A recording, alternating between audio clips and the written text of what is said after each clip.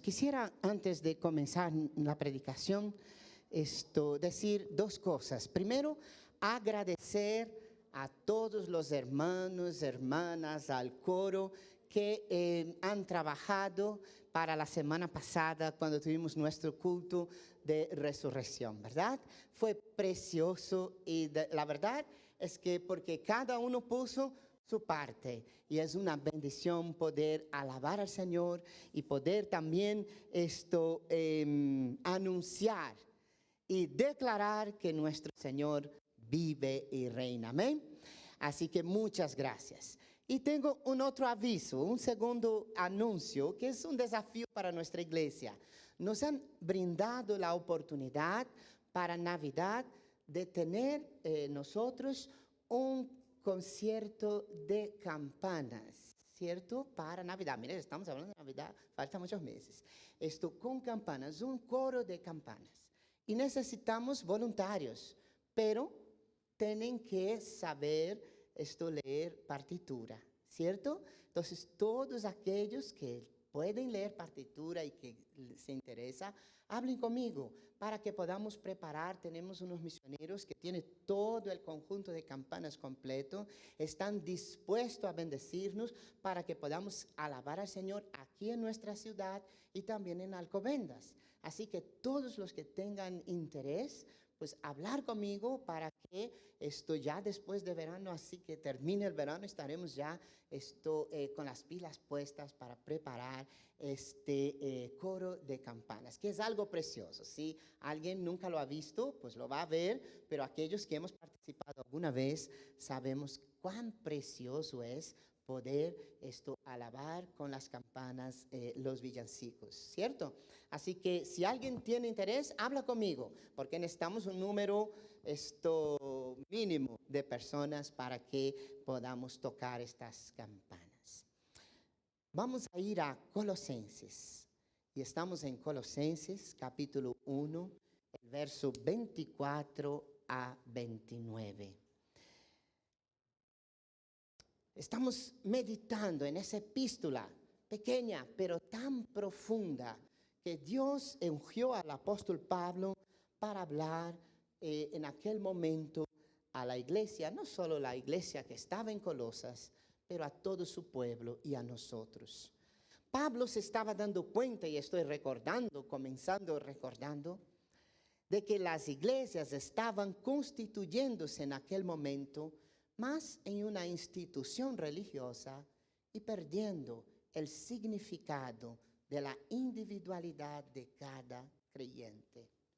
En la primera predicación, un resumen muy pequeñito, en su saludo, Pablo se dirige a personas que viven en la ciudad de Colosas, pero personas que tienen una vida espiritual que se desarrolla en Cristo.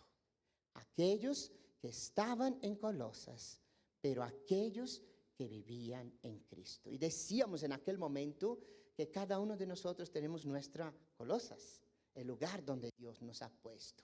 La segunda predicación que hemos hablado sobre Colosenses, vamos a ver Pablo orando por la iglesia. Él ora por ellas, por las iglesias. Él ora por aquella iglesia, por aquellos hermanos. Y en la oración, Pablo va a pedir dos grandes propósitos. Primero, que sean llenos del sobreconocimiento. Es muy interesante eso, porque el apóstol Pablo no dice solo del conocimiento, pero de un conocimiento mucho mayor, y lo pone como sobreconocimiento, conocimiento real, íntimo, pleno de la voluntad de Dios.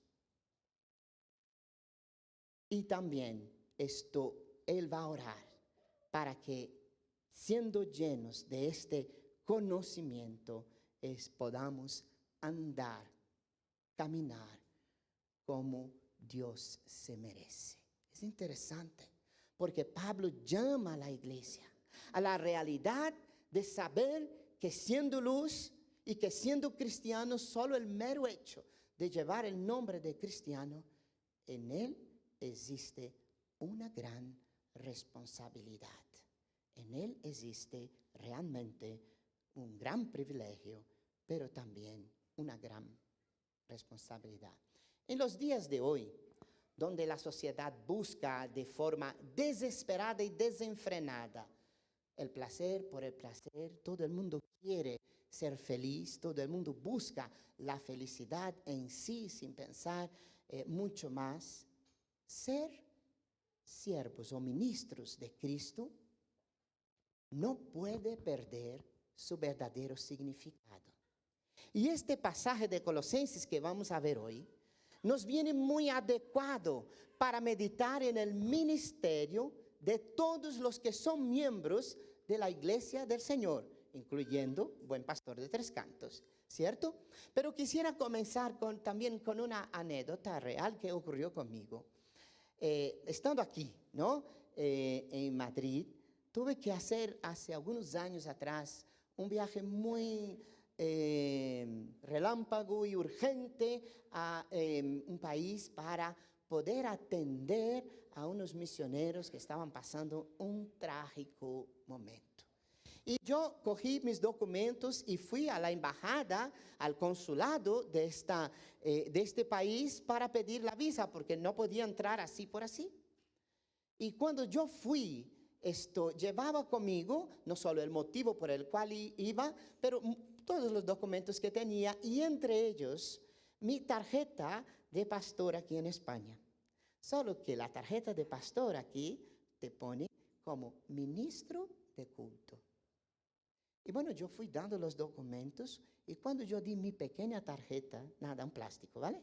Esto que ponía que era ministro de culto, el señor que me atendió miró, leyó y salió y entró y me dejó allí. Y yo esperando. Y de repente me hizo entrar y hablar con el mismo embajador. Y en el momento, en segundos, yo tuve mi visa. Y yo quedé, no pude reaccionar. Claro, después yo fui a entender. Él pensó que yo era un ministro aquí en España, imaginaros. Soy ministro del Señor, sin duda. Pero quiero decir que la visión hoy que tenemos de ministro, de ministrar y de servir es muy diferente de lo que Dios nos quiere enseñar como sus siervos, como sus ministros.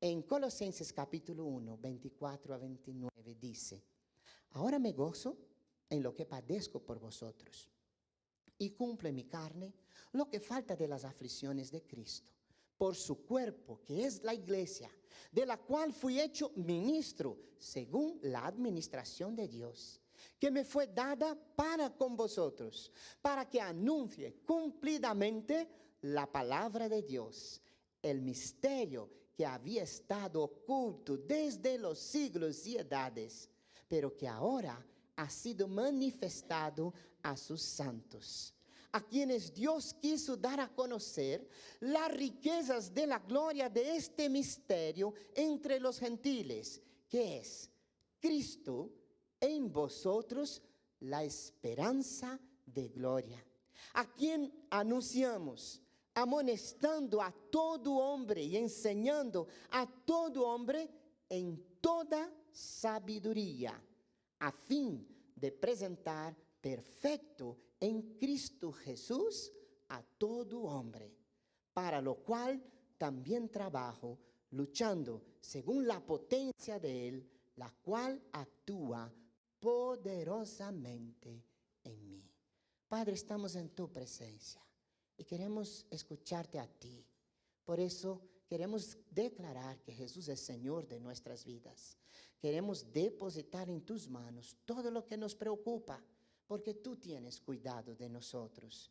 Y queremos, Señor, pedirte que tu Espíritu Santo nos hable en libertad y que toque nuestro corazón. Nos ayuda, Señor, a concentrarnos para escucharte a ti, lo que tú nos quieres decir en esta mañana.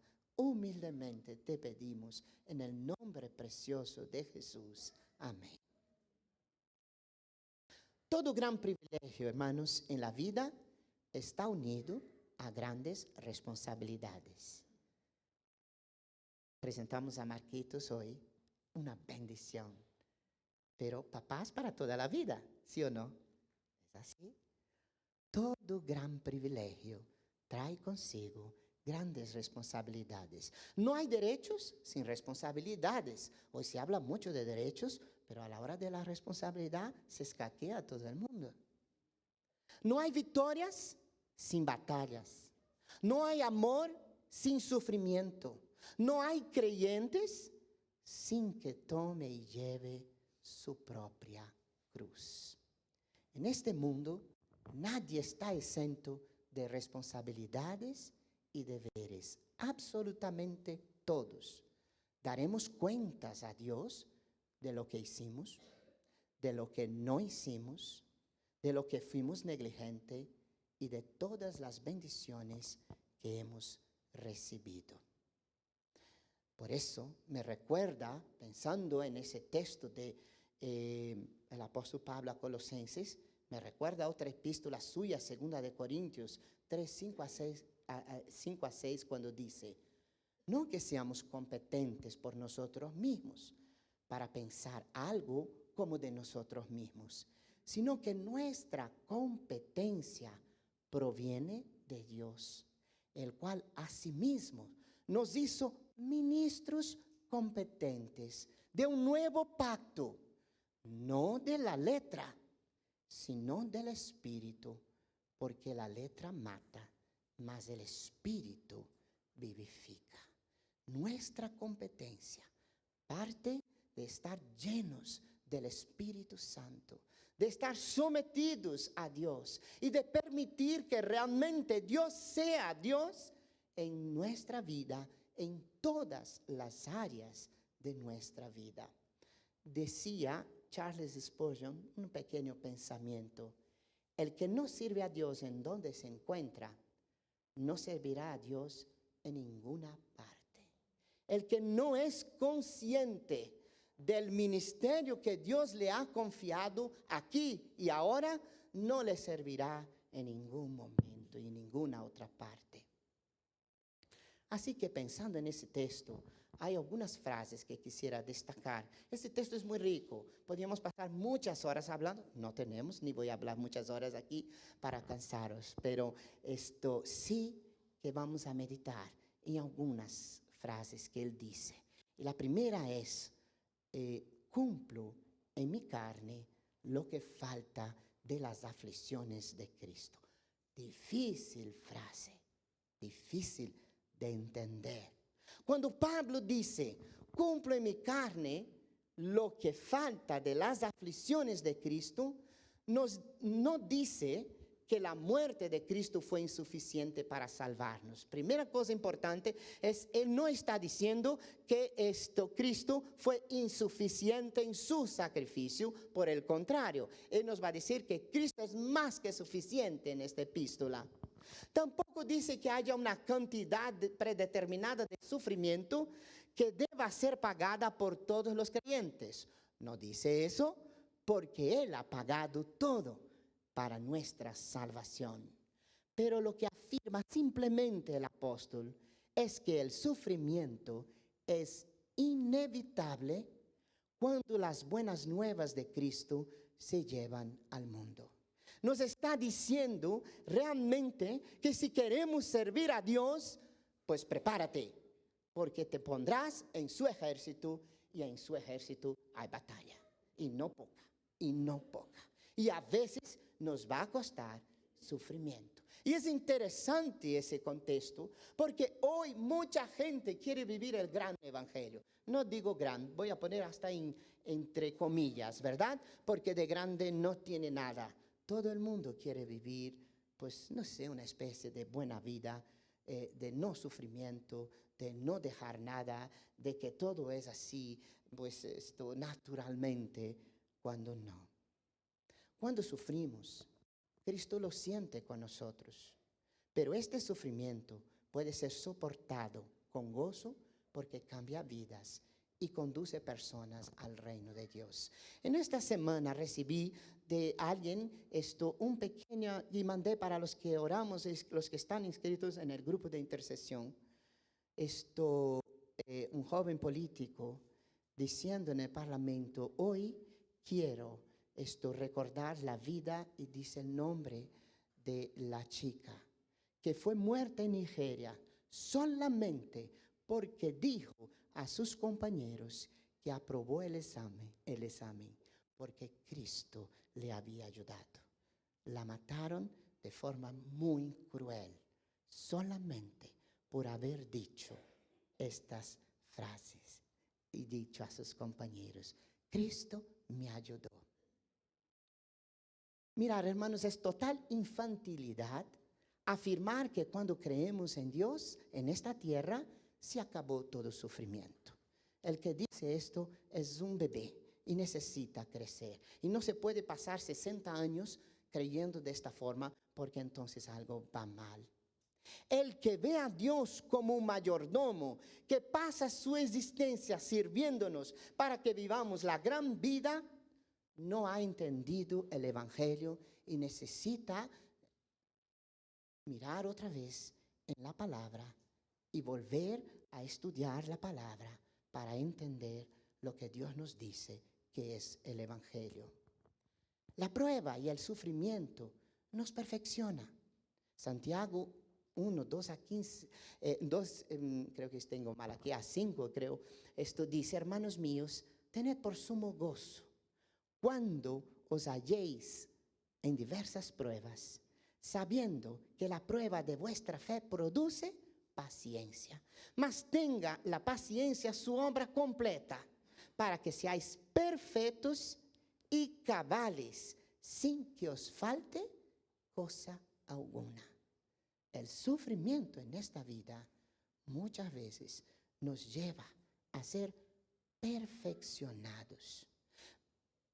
Segundo, la prueba y el sufrimiento también nos fortalece. Y en 1 de Pedro, capítulo 1, versículos 6 a 7 dice, en lo cual vosotros os alegráis. Y si os dais cuenta, antes Santiago nos habla de gozo, pero ahora Pedro nos habla de alegría. Aunque ahora, por un poco de tiempo, si es necesario, tengáis que ser afligido en diversas pruebas, para que sometida a prueba vuestra fe, mucho más preciosa que el oro, el cual aunque perecedero se prueba con fuego, sea hallada en alabanza, gloria y honra cuando sea manifestado Jesucristo. El sufrimiento nos fortalece, pero también la prueba y el sufrimiento desarrollan en nosotros el carácter de nuestro Señor, de Cristo. Y eso nos permite gloriarnos. Y nos dice el propio apóstol Pablo en Romanos 5, 3 a 5. Y no solo esto, sino que también nos gloriamos. Quizás sea la máxima de la alegría y del gozo. En las tribulaciones, sabiendo que la tribulación produce paciencia, y la paciencia prueba, y la prueba esperanza, y la esperanza no avergüenza, porque el amor de Dios ha sido derramado en nuestros corazones por el Espíritu Santo que nos fue dado. Cuando nosotros pasamos por luchas y pruebas, el carácter de nuestro Señor Jesucristo es forjado, y la gloria que desprendemos y el gozo que desprendemos no parte de solamente la acción humana, pero del obrar de Dios en nuestra vida, y tu vida comienza a estar en el sentido para la cual Dios ha creado, para su gloria, no para la tuya. Y cuando glorificamos con nuestra vida al Señor, es ahí que nos parecemos mucho más a nuestro Señor Jesucristo. Jesús murió para salvar su iglesia, pero la iglesia tiene que seguir edificándose y extendiéndose, y por esto ha de mantenerse fuerte, pura e íntegra. Y hermanos, estas tres cosas en el mundo en que vivimos hoy no es nada fácil. Por tanto, cualquiera que sirva a la iglesia, ensanchando sus fronteras, estableciendo su fe, guardándola de errores, está haciendo la obra de Cristo. Entonces, sufrir en el servicio de Cristo no es un castigo, sino un privilegio, porque es participar de su obra. Quizás es identificarse un poco con la cruz. Segunda frase, fui hecho ministro de la iglesia por la administración de Dios. Pablo presenta la esencia misma de la tarea que Dios le ha confiado. Esa tarea consiste en hacer llegar a las personas un nuevo descubrimiento, algo que se había mantenido oculto a lo largo de edades y generaciones y que ahora se ha revelado. ¿Revelar qué? La gloriosa esperanza del Evangelio no era solamente para los judíos, sino para todos los seres humanos en todas partes. Hace escasamente un mes recibía un vídeo de una amiga en suelo donde fuimos misioneros en África y me mandaba alabando al Señor en su iglesia. Y era muy precioso porque lo alababa en la manera que alaban ellos, no como nosotros, es diferente, con los tantanes y con el ritmo y la música característica de su región. Pero terminar eso, dice, gracias por haber venido aquí un día con tu esposa, con tus hijos, con las misioneras que hacían parte de tu equipo. He conocido a Cristo y Él ha cambiado mi vida y la vida de la familia. Gracias. Hace 27 años de eso, hermanos. Y ahora vemos los frutos. El privilegio de servir al Señor es mucho más que tener una corona o tener a alguien que nos abanique. Pablo era un ministro, esto es, un sirviente del cuerpo de Cristo. Y aunque yo lo admiro, él era un sirviente. Él no tomó esa posición por iniciativa propia, pero según la administración de Cristo. Dios lo puso a Pablo en esta posición y no él mismo. La palabra que él usa es una palabra muy conocida de nosotros, diáconos. Se usa en la lengua griega como servidor, sirviente, criado, encargado de diversas tareas domésticas, asistente, ayudante, agente, ejecutor, ministro. Nada a ver cómo nosotros hoy entendemos lo que es ser ministro. Un siervo. Y dice él, para anunciar cumplidamente, minuciosamente, con todo el cuidado, la palabra de Dios, el misterio que había estado oculto, la fidelidad del mensaje de Dios en su palabra es fundamental para todos aquellos que somos parte del cuerpo. Dice John Huss, ama la verdad, vive la verdad, predica la verdad, defiende la verdad, porque el que no habla la verdad, traiciona la verdad. Cristo es nuestra verdad. Tercera frase, para dar a conocer el misterio revelado a los santos. Mirad, primeramente, un misterio no es un acertijo, ¿vale? No tomemos así, no lo es. Es una verdad que puede ser conocida solamente por medio de la revelación y no por intuición. Dios reveló a través de Cristo una inmensa verdad. Ahora puede ser conocido porque ahora ha sido manifestada a todos los santos, a su pueblo. El misterio es este, que Dios había diseñado el ofrecer a los gentiles, a todo ser humano, los mismos privilegios que a los judíos y hacerlos su pueblo, los cuales no lo eran. Esto es lo que Pablo quería decir. Y también nos lo dice en Efesios, capítulo 3, versículos 5 a 12, muy a la par. Dice, misterio que en otras generaciones no se dio a conocer a los hijos de los hombres, como ahora es revelado a sus santos apóstoles y profetas por el Espíritu, que los gentiles son coherederos y miembros del mismo cuerpo y copartícipes de la promesa en Cristo Jesús por medio del Evangelio, del cual yo fui hecho ministro por el don de la gracia de Dios que me ha sido dado según la operación de su poder. A mí, que soy menos que el más pequeño de todos los santos, me fue dado esta gracia de anunciar entre gentiles o los gentiles el Evangelio de la inescrutables riquezas de Cristo y de aclarar a todos cuál sea la dispensación del misterio escondido desde los siglos en Dios, que creó todas las cosas, para que, y hay una finalidad preciosa, que la multisabiduría de Dios sea ahora dada a conocer por medio de ¿quién? De la iglesia, a los principados y potestades en los lugares celestiales, conforme al propósito eterno que hizo en Cristo Jesús nuestro Señor, en quien tenemos seguridad y acceso con confianza por medio de la fe en Él. Es por la voluntad de Dios y no la de Pablo ni de nadie. Es lo que Dios quería, es lo que Dios quiere. Este mensaje es la riqueza de la gloria, es la presencia de la gloria de Dios entre nosotros, es Emmanuel.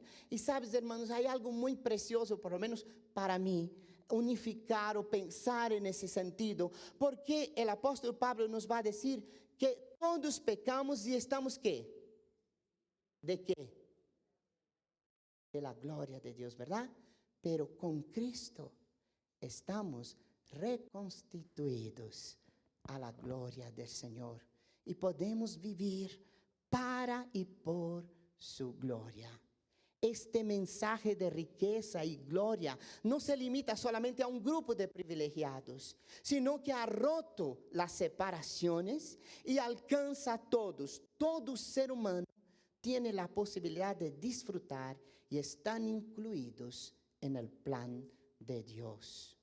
El contenido de este misterio es Cristo en nosotros, en vosotros, en cada uno de nosotros, la esperanza de gloria. Mirad, lo fantástico en esta declaración es que Dios no está solo con los seres humanos, sino que está en los creyentes. Y solamente siendo así es que podemos esperar el vivir en gloria aquí y allá. Somos templo de su Espíritu Santo.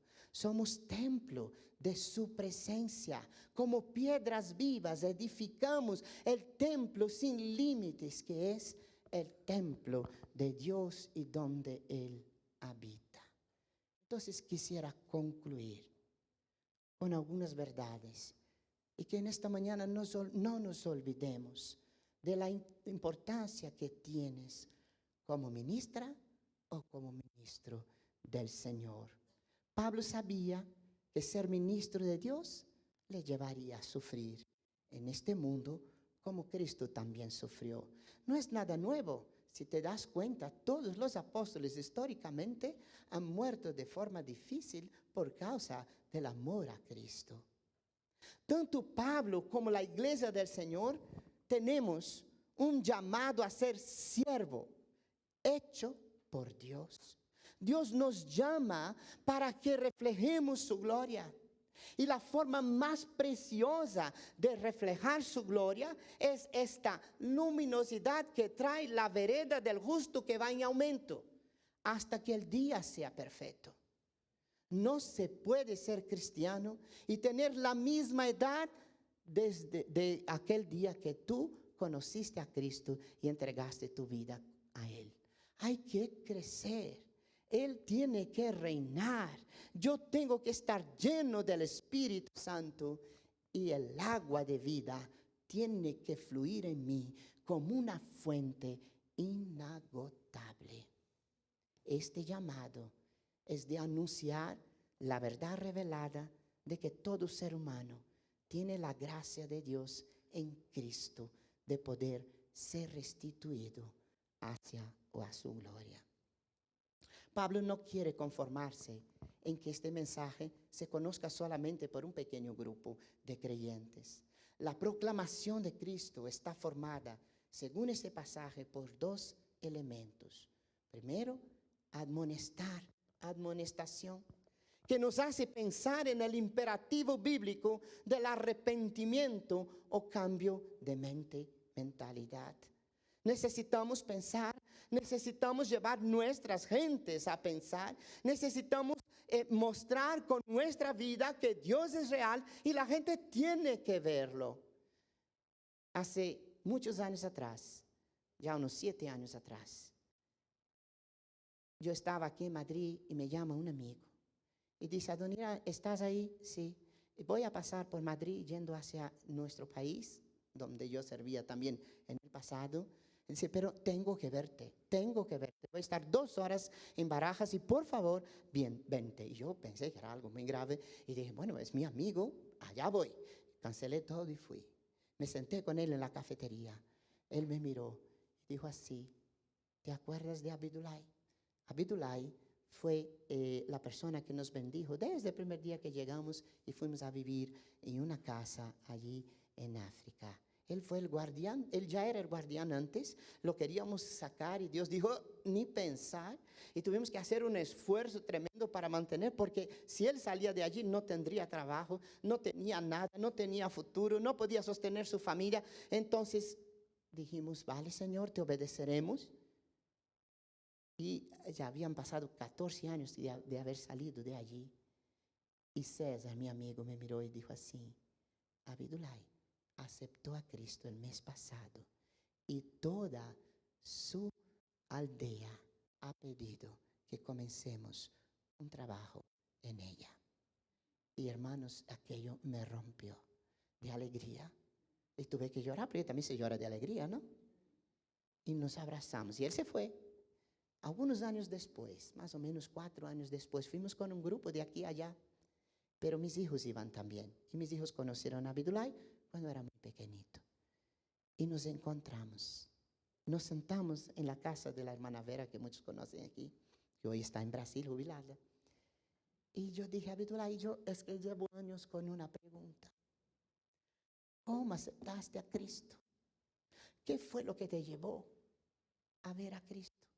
Y él me miró y dijo: Adonirá, lo que me llevó a ir a Cristo fue ver cómo vosotros, los misioneros, porque yo no fui el único que pasó en aquella casa, cómo vosotros, los misioneros, trataban a vuestras esposas y a vuestros hijos.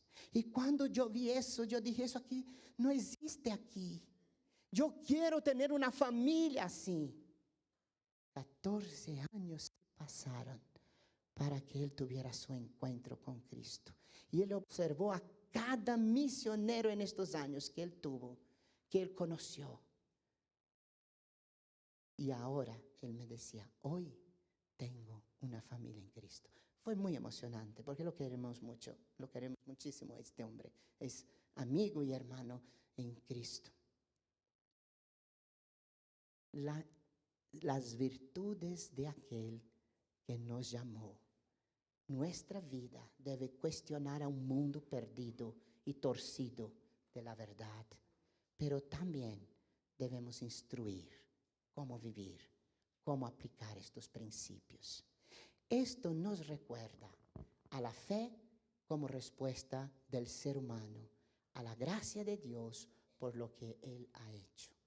Todos los siervos y siervas de Cristo tienen, hermanos, y eso es categórico, y perdonad, no me gustan las cosas tan categóricas a veces, pero tengo que decirlo, si no, no sería fiel.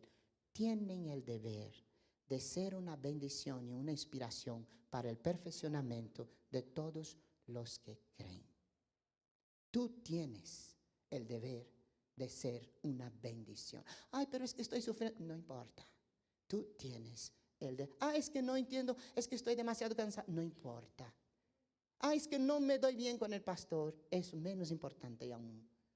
Tú tienes, yo tengo, tenemos el deber de glorificar a nuestro Dios en este mundo. El propósito final es perfeccionarnos unos a otros. Dentro del cristianismo no es posible una doble ética. Todos los llamados pueden alcanzar la madurez. El pasaje termina entonces diciendo que el compromiso por salvación no es fácil. No es fácil ser hija y hijo de Dios. No está chupado como a veces decimos, ¿no? En una expresión muy nuestra. No. Pablo había trabajado y él dice eso, que él trabaja por eso. Y esa palabra trabajar es muy profunda, hermanos, porque él va a decir que él está agonizando en el trabajo, que es un trabajo tan grande que él ofrece todo. Él está agotado, él está trabajando fervientemente, aunque todo le sea en contra. Porque la proclamación de Cristo exige todo lo que tenemos y toda nuestra fuerza. No estamos solos en esta tarea, ¿vale? Nuestro esfuerzo es posible solamente por el poder que se tiene en Jesucristo. Él nos da todo su poder para cumplir la meta. No se trata de sabiduría, filosofía, teología o ética humana. Primera de Pedro, y quiero terminar con ese texto, 4:11 dice: si alguno habla, hable conforme las palabras de Dios. Si alguno ministra, ministre conforme el poder que Dios da, para quien todo Dios sea glorificado por Jesucristo, a quien pertenece la gloria y el imperio por los siglos de los siglos. Amén. Vamos a orar en esta mañana.